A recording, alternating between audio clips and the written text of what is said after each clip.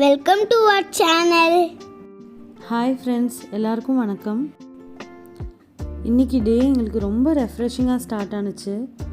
Morning கொஞ்சம் ஏர்லியராக எழுந்திரிச்சு உழவர் சந்தை போயிருந்தோம். மார்னிங் அந்த ஃப்ரெஷ் ஏரை ப்ரீத் பண்ணிவிட்டு ஃப்ரெஷ்ஷான வெஜிடபிள்ஸ் பார்க்கும்போதே மைண்ட் ரொம்ப ரிலாக்ஸிங்காக இருந்தது.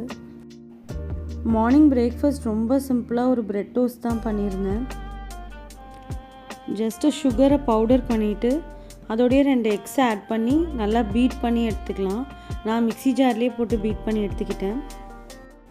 எக்கு வேண்டாம் அப்படின்னா எக்ஸை ரீப்ளேஸ் பண்ணி மில்க் எடுத்துக்கலாம். இது ஒரு ரொம்ப சிம்பிள் அண்ட் லைட் பிரேக்ஃபாஸ்ட். எக்ஸை இப்படி பீட் பண்ணும்போது மிக்ஸி ஜார் நமக்கு ஸ்மெல் வரலாம். அதை க்ளீன் பண்ண அந்த ஜார்லேயே நான் விம் லிக்விட் ஆட் பண்ணி 2 பல்ஸ் கொடுத்துட்டு அப்புறம் நார்மலாக வாஷ் பண்ணி எடுத்துட்டோம் அப்படின்னா அந்த ஸ்மெல் சுத்தமாக இருக்காது.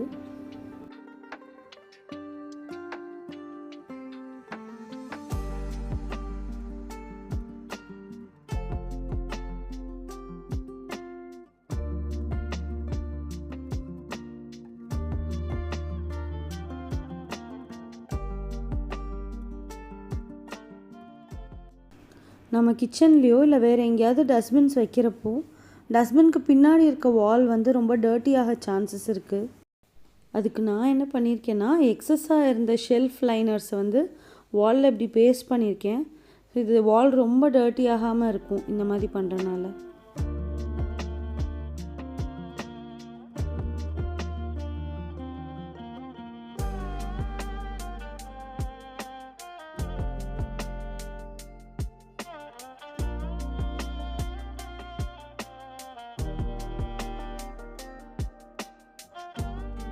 லஞ்சுக்கு பூண்டு குழம்பு பண்ணியிருந்தேன்.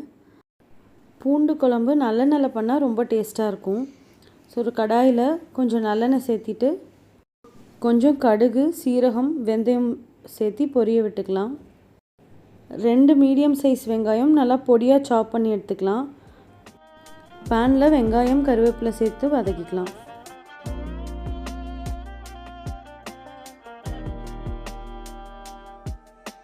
வெங்காயம் நல்லா வதங்கின அப்புறம் கொஞ்சம் மஞ்சத்தூள், வீட்டில் அரைச்ச குழம்பு மிளகாய்த்தூள் 2 ஸ்பூன் சேர்த்திருக்கேன். இது நல்லா ஆயில் பிரிஞ்சு வர வரைக்கும் வதக்கிக்கலாம். இது கூட 2 மீடியம் சைஸ் தக்காளியை நல்லா அரைச்சிட்டு அதையும் ஆட் பண்ணி கொஞ்சம் உப்பு போட்டு கொதிக்க விடலாம்.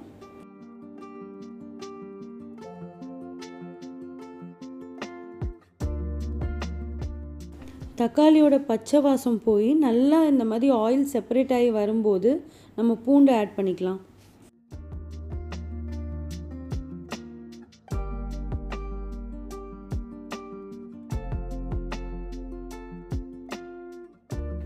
பூண்டு நல்லா வெந்ததுக்கப்புறம் கடைசியாக நம்ம புளி கரைச்சி அந்த தண்ணி ஆட் பண்ணிக்கலாம். ஒரு 5 மினிட்ஸ் நல்லா கொதிச்சதுக்கப்புறம் ஸ்டவ் ஆஃப் பண்ணிடலாம். இந்த குழம்பு சாதம், இட்லி, தோசைக்கெல்லாம் ரொம்ப டேஸ்டியாக இருக்கும்.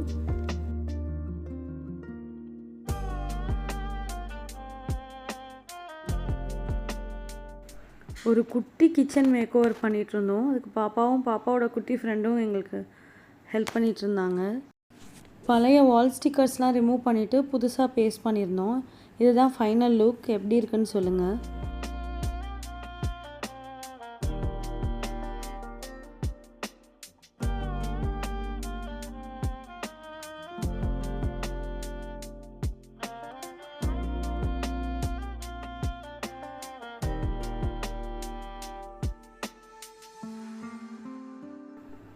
அப்பா அம்மா வந்திருக்காங்க. ஸோ நைட் டின்னருக்கு சப்பாத்தி, ஒரு சிம்பிளான மஷ்ரூம் பெப்பர் ஃப்ரை, அப்புறம் பாசிப்பருப்பு சாம்பார் பண்ணியிருந்தேன். இந்த கிரேவிக்கு ஒரு ட்ரை மசாலா ரெடி பண்ணணும். அதுக்கு 2 table spoon pepper, 1 table spoon சோம்பு, 1 டேபிள் ஸ்பூன் சீரகம் இதெல்லாம் ட்ரை ரோஸ்ட் பண்ணி அரைச்சி எடுத்துக்கலாம்.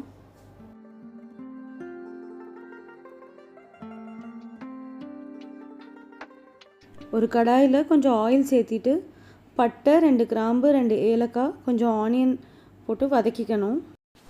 இந்த கிரேவிக்கு ஆனியன் மட்டும்தான் பேஸ் இன்க்ரீடியண்ட். ஸோ நான் 3 மீடியம் சைஸ் வெங்காயம் நல்லா ஃபைன் சாப் பண்ணி எடுத்திருக்கேன். கொஞ்சம் கருவேப்பிலை, 2 க்ரீன் சில்லி ஆட் பண்ணிக்கலாம்.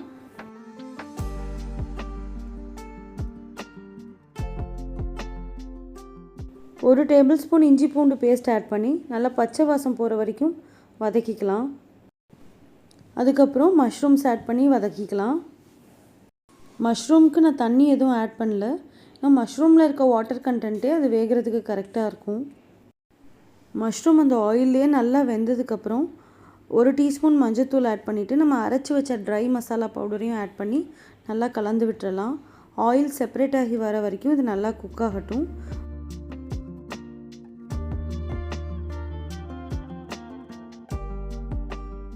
ஃபைனலி கொஞ்சம் கொத்தமல்லி தழை போட்டு ஸ்டவ் ஆஃப் பண்ணிடலாம்.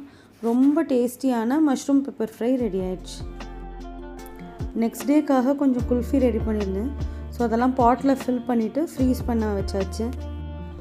இன்றைக்கி எங்கள் டே இப்படி தான் கம்ப்ளீட் ஆனிச்சு. இன்னொரு இன்ட்ரெஸ்டிங்கான வீடியோட உங்களை மறுபடியும் மீட் பண்ணுறேன். Bye friends. Happy eating. Bye from Shiv and Mom.